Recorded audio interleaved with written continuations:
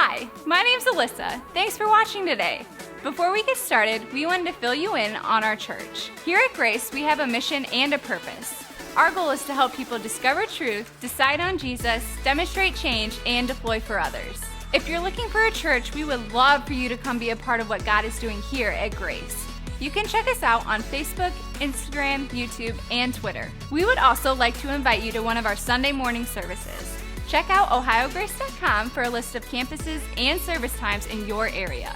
We have a great time gathering for music, hanging out, and learning about who God is and how that affects our lives. Thanks for watching, and we hope to see you here next week at Grace.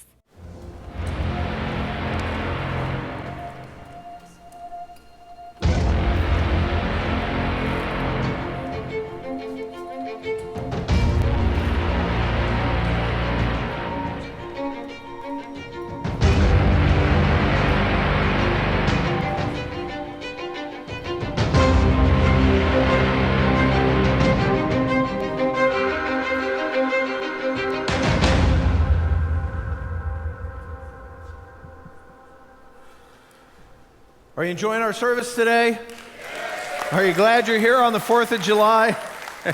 We appreciate you all being here. And is Jake in here right now? Jake Wickie? Where is he? Wow, you are hard to see back there, man. All right, Jake, I think this is the last time you're going to be in church before you head off to the Olympics, right? So stand up, Jake, so we can see you.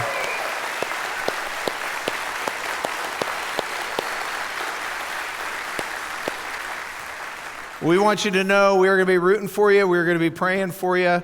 And I guess next weekend you're here, but working all weekend. Then you take off and you're in the training center in San Diego and then off to Tokyo. So exciting stuff. Our prayers will be with you. Good job, Jake. We're excited to watch it. We're celebrating the 4th of July, and we're just appreciative of our country. And boy, you don't hear a lot of that anymore. And we appreciate our forefathers, our founding fathers who paid a price for our freedom. You know, anytime there's freedom, somebody's paid a price for that, right? And our founding fathers, often that was their livelihood, I think, for all of them, and often their blood. And we've talked about earlier in the service how since we've been a nation, people from all over the world want to come here. And I've seen that all over the world. I've been to maybe 17 or so countries, and you just see how people yearn for the freedom that we have. And when we are here and have it, we sort of take it for granted. And why do they want to come? Freedom. Freedom is why they want to come. Or they might say to pursue the American dream. But I got to tell you, I think there's been a shift in our culture. I think the original American dream that our country was sort of founded on, that was reflected in our Constitution, I think that's been a little bit somewhat replaced. It's been twisted into a new American dream where I think people view that today, and it's all about wealth and economics and opportunity.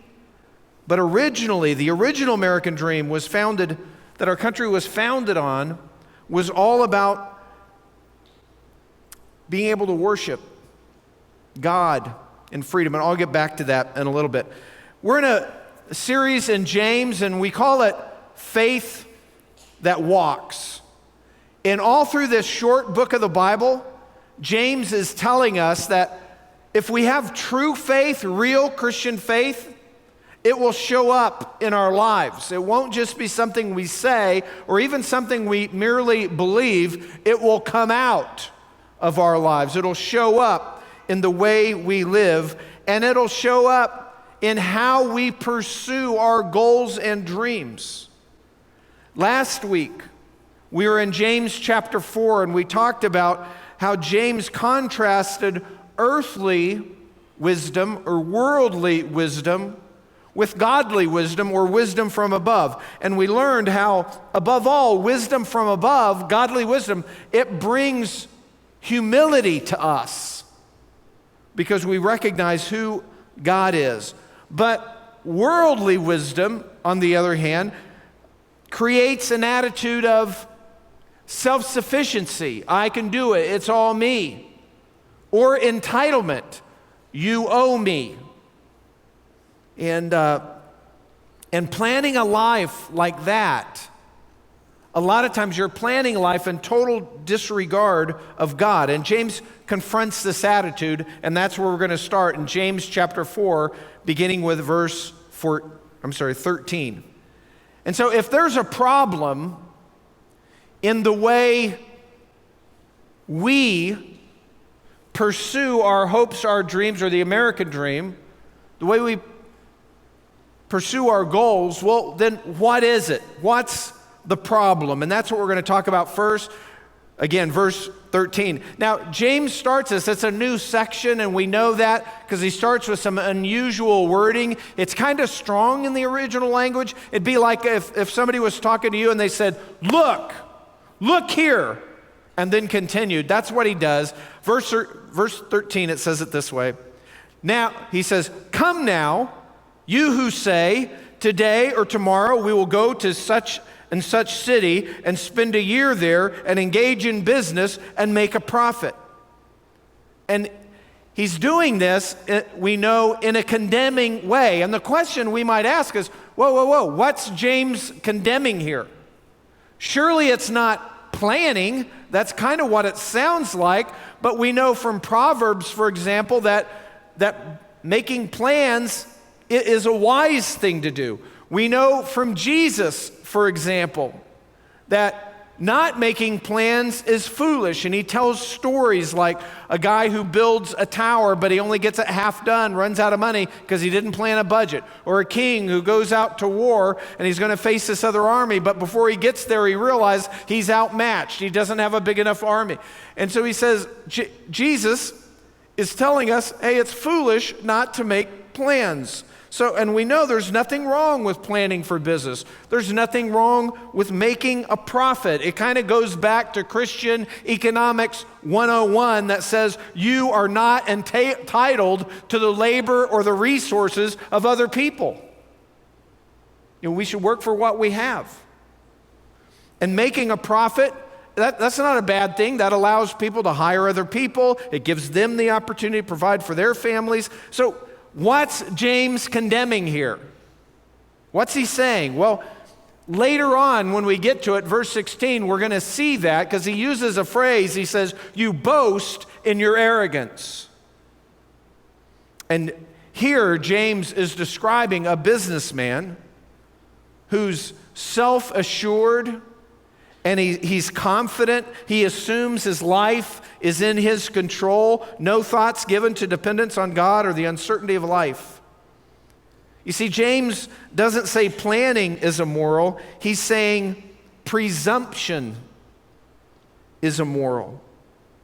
Planning for the future is wise, not evil. But planning without consulting or acknowledging God is arrogant. And so how do you know? Well, two quick questions would be, think about your plans, your goals, your future. Do your deepest plans involve God? When you're thinking about where you want to be someday and the path to get there, are you running that through the grid of God as your Savior? And then it's not only just do your plans reflect that, do they involve God, but it's also is your deepest confidence in something other than God. Well, I'm going to be able to do this because I've got some money stashed away or because I'm going to get this education. You know, where are you getting your confidence from? Boasting in our own plans or boasting in our own wisdom is foolish and wrong. I mean, it's foolish to think, hey, I've planned well, and because I've planned so well, I'm in control of what happens. That kind of thinking displays what some people call life control illusion. Or it's very similar to what psychologists call the illusion of control. The illusion, the thinking that if I work hard enough, if I plan enough, if I'm diligent enough, if I strategize enough, that I can control the outcome.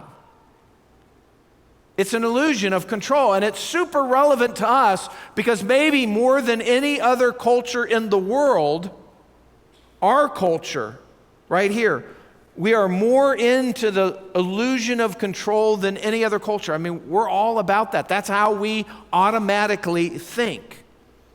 And by the way, that's the opposite of a heart that thinks this way. Hey, I'm going to work hard. I'm going to be diligent. I'm going to persevere. I'm going to endure. I'm going to take care of my responsibility. But I know ultimately the outcome will involve forces that are beyond my control.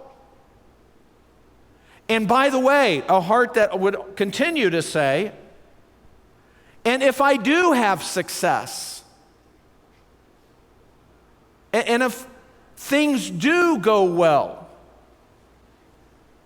I will know it's because of God's blessing, and I will be grateful and know it's a gift from God.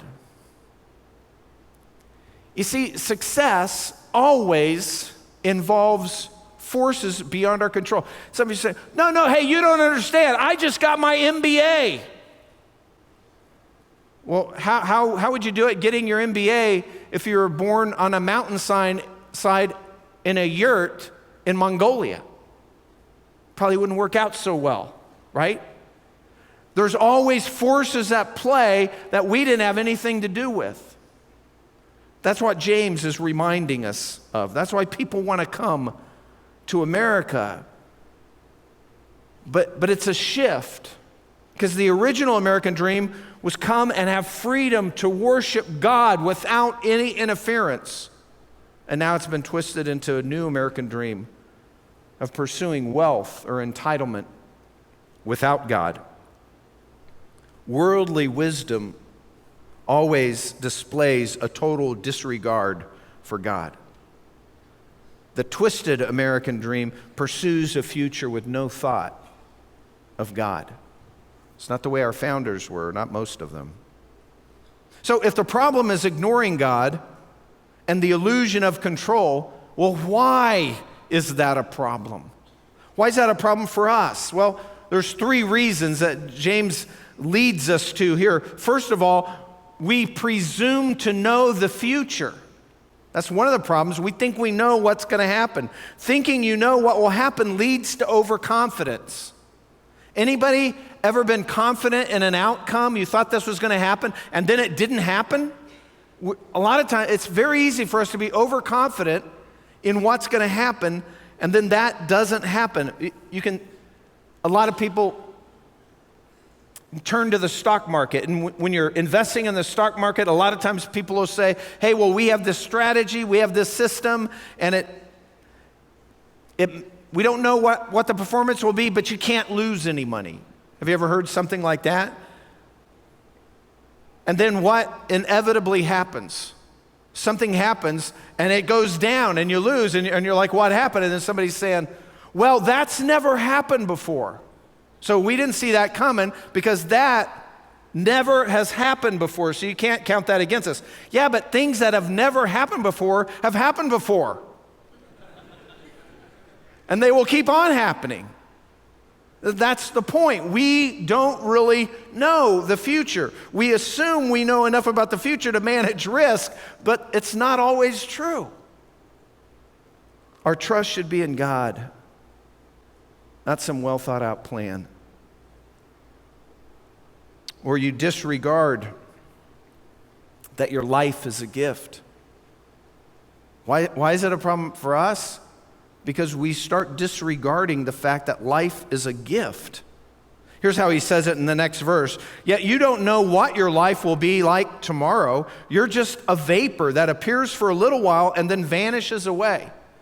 He's saying your life is just a mist. It's a vapor. It's temporary. It's like your breath on a cold day. I mean, it's there and it's gone. Our life on earth is short, is what he's trying to remind us of.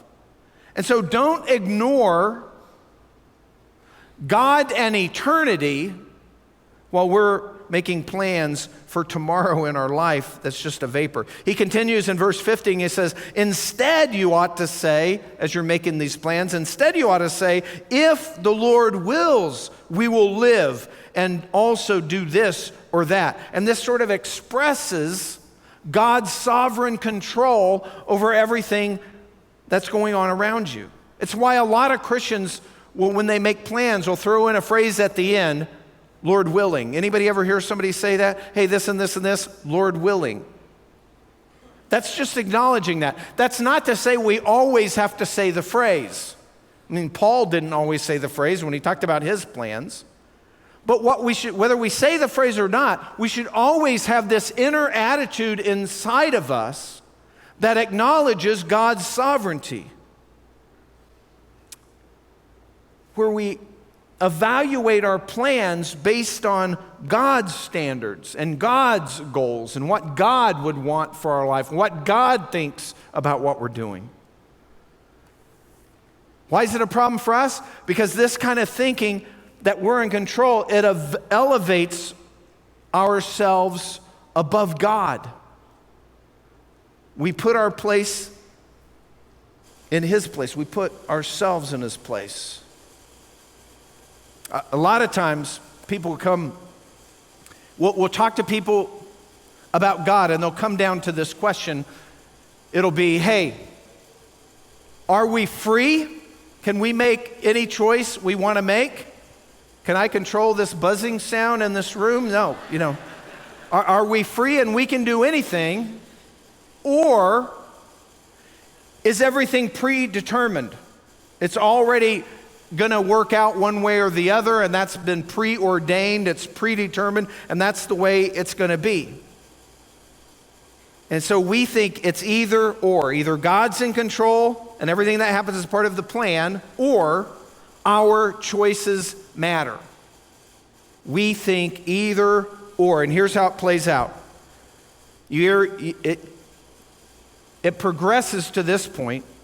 You either think nothing I do matters, because what God's going to do, so nothing I do matters, and then that ends up leading to passiveness or indifference. Or you buy into the life control illusion. And when you buy into that, you're saying, I can do it. I can make my future whatever I want it to be. I can handle this. But with that, it brings pressure.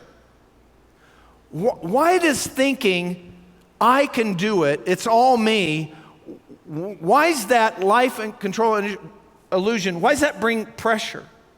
Because you start realizing that if it's all mapped out and it's all about you, that as you go through life, if you make one misstep, if you make one wrong choice, it can derail you from your plan and you'll never get to your hopes and dreams. That's the problem. That brings in that kind of pressure. Why is that pressure? Why do we feel that pressure?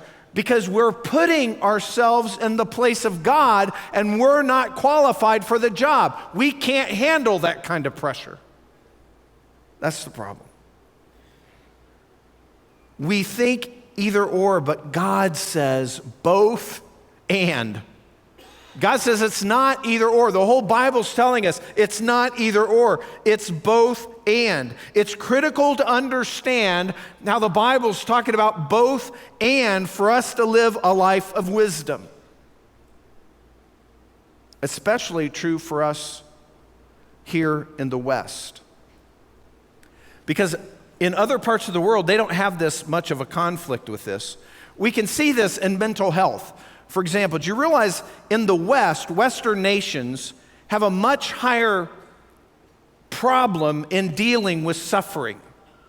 They deal with suffering less effectively than people from other parts of the world. And here's why. Because in the West, we feel that we can control outcome, that we can control our life. And so when something bad happens, suffering is brought into our life, then we always tend to think that that's somebody else's fault. That, oh, I was in control, but then this person did that and this. And if that doesn't work so well that you can't point to somebody whose fault it is, then we point at God and say it's your fault, God. Because we're used to controlling our lives. But people in other parts of the country, they don't think they're in control of their life. They realize they're caught up in forces bigger than them, so they take suffering in stride much better than we do.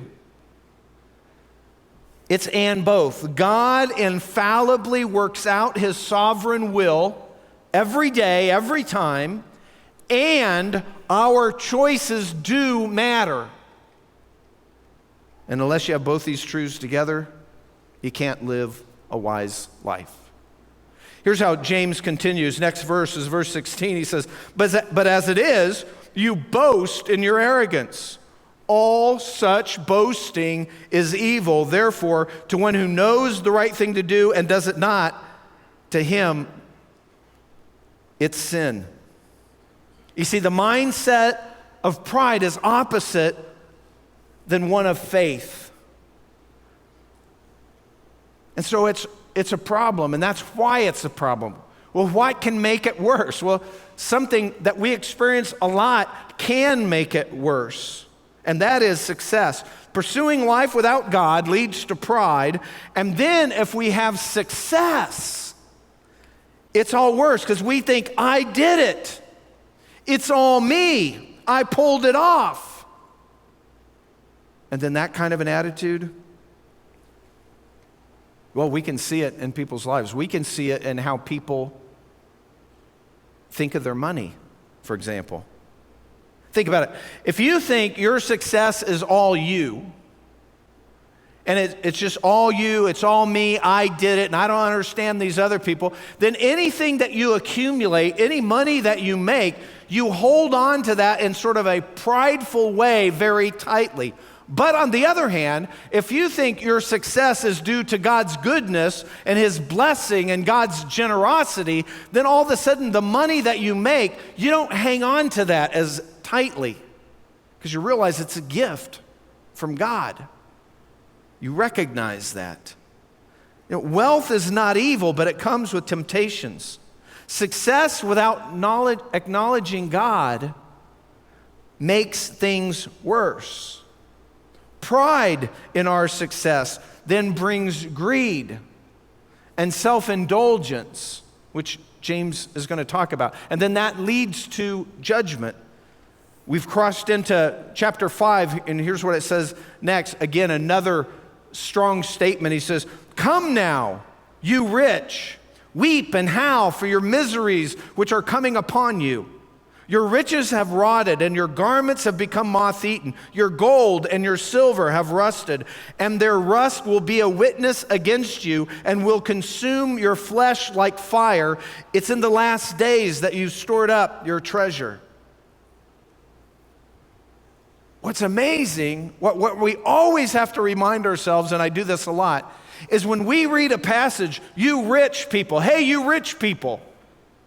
You know, a lot of us, we read that and go, oh man, I thought he was talking about me. Nice, you know. Oh, the rich people. But actually, we are the rich people in this world, right? If you're here and you had transportation to get here, then you're in the top 5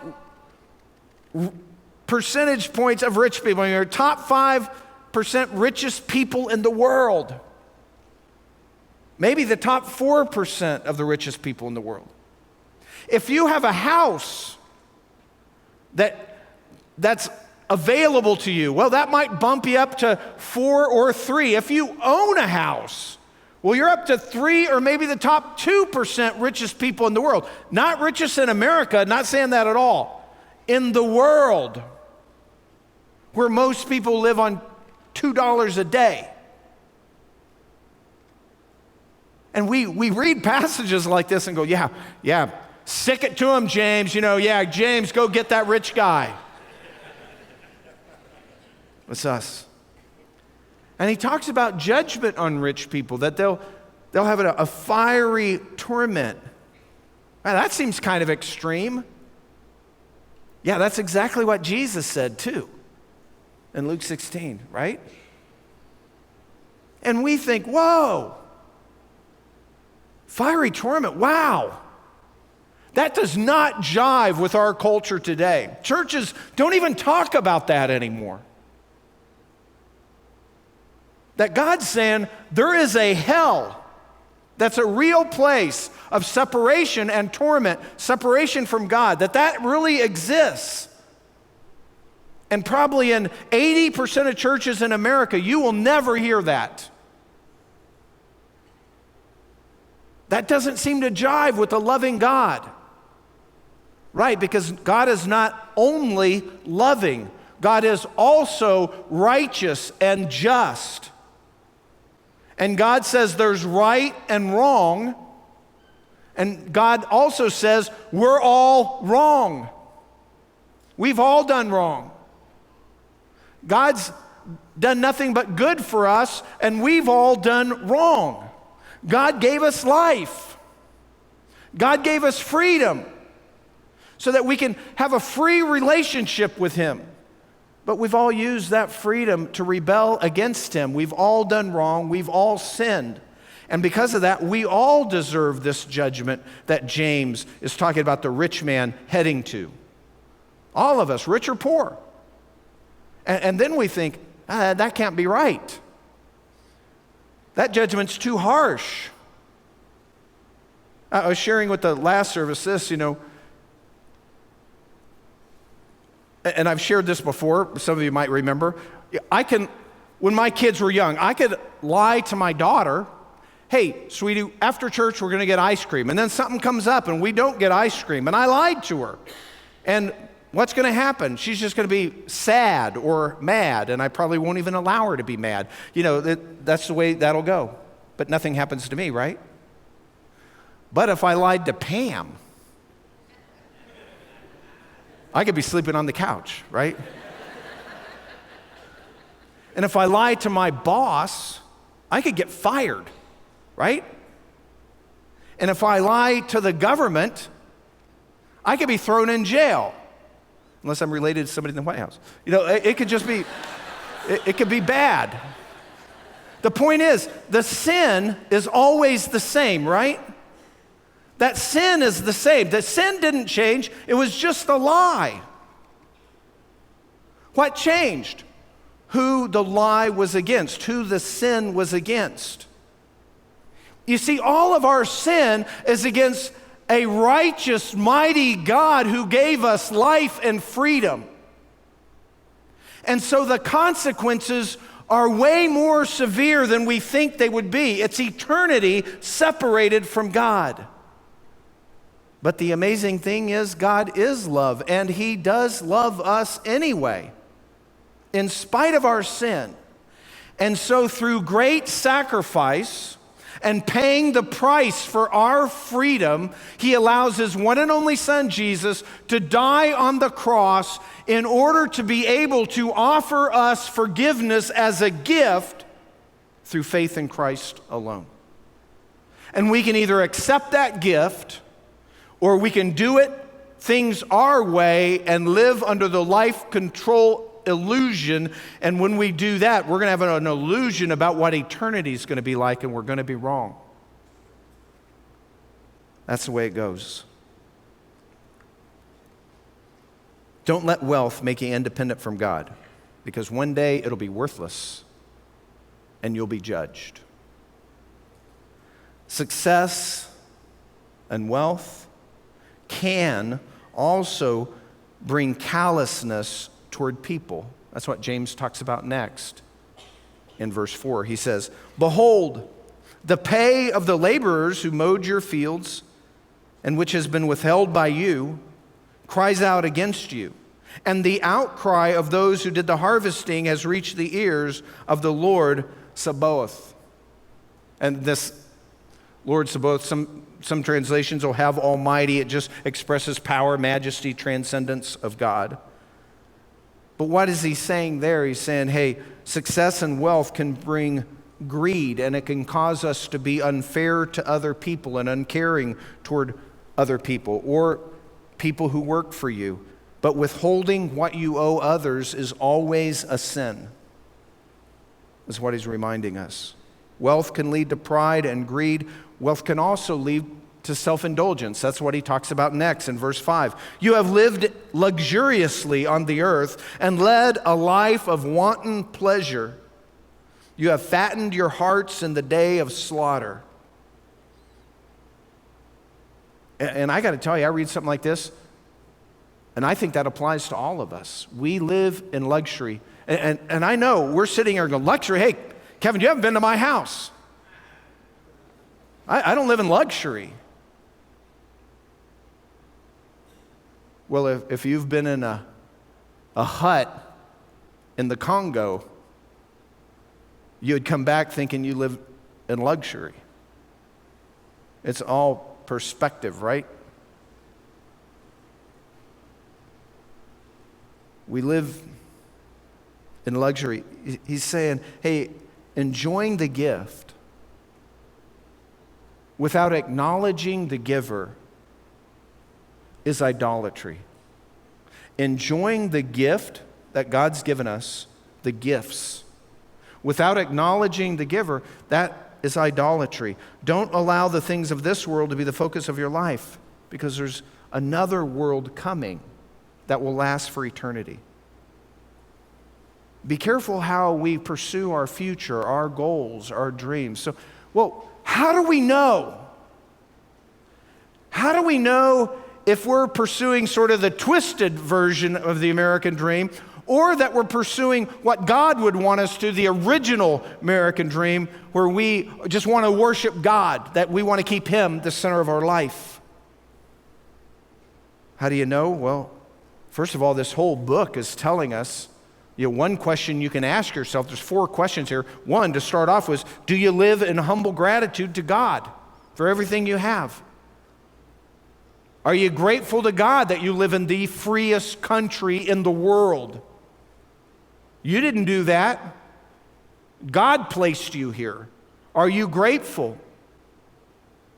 And by the way, it's the freest country in the world because the founding fathers, most of them, not all of them, most of them put God first.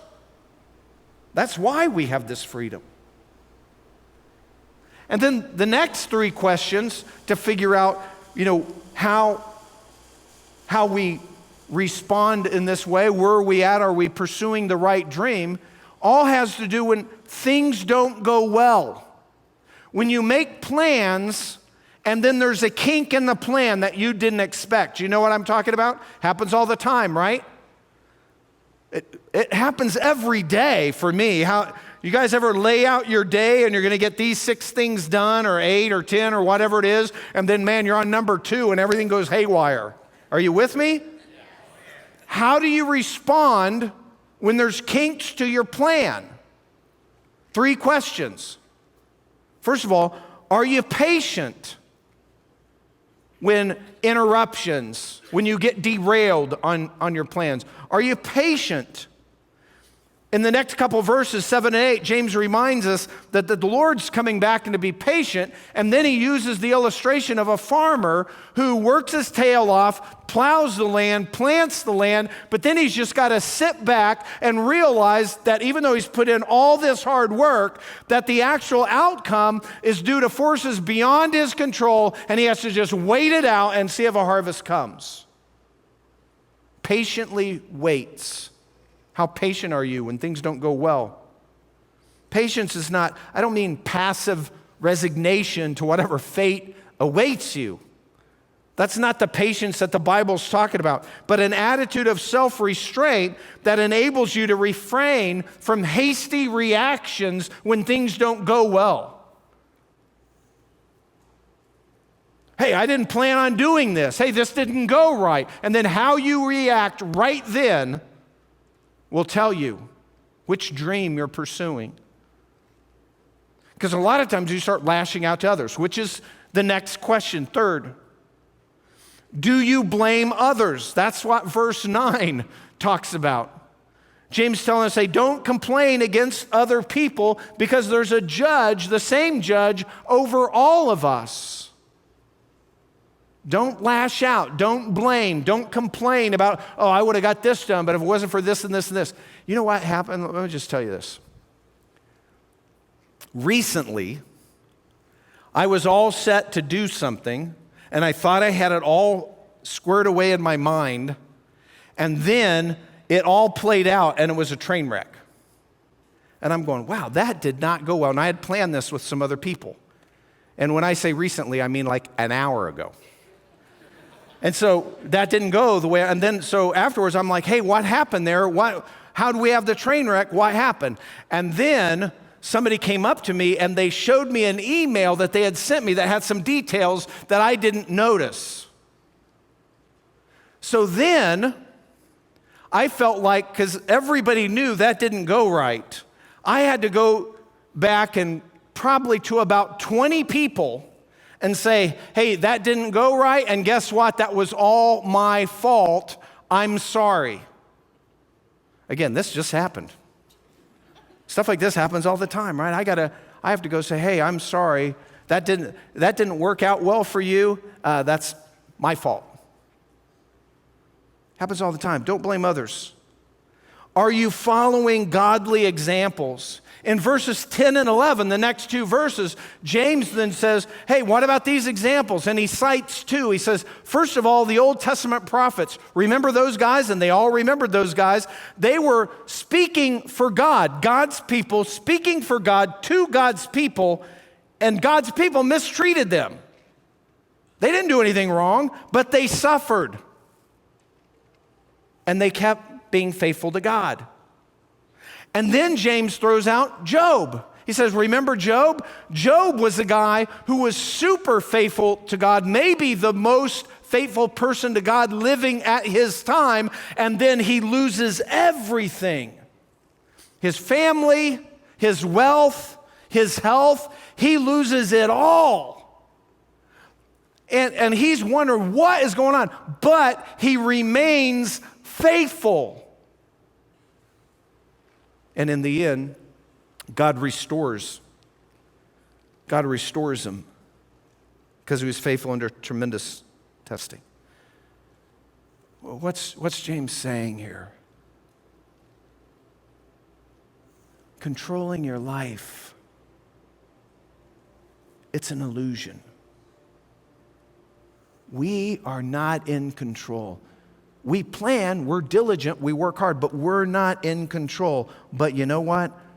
There's a God in heaven who created you and who loves you, even in spite of our rebellion against him.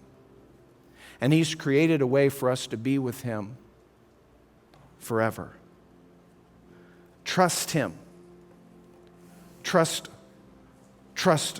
God. Let's stand together for prayer.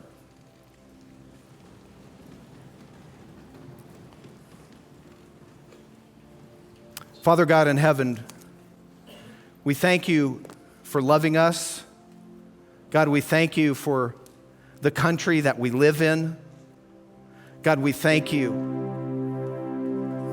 for the wealth that isn't even always a good thing because we can misuse it. God, thanks for the freedom. God, but most of all, we thank you for the freedom that you give us spiritually at great cost to you, that you paid in blood through the death of your Son, the greatest gift. And God, help us acknowledge your sovereignty, that we're responsible, that we need to take action, that we need to be diligent, but ultimately, you're sovereign, and our choices matter. In Jesus' name, amen. Thanks for watching, and we hope to see you here next week at Grace.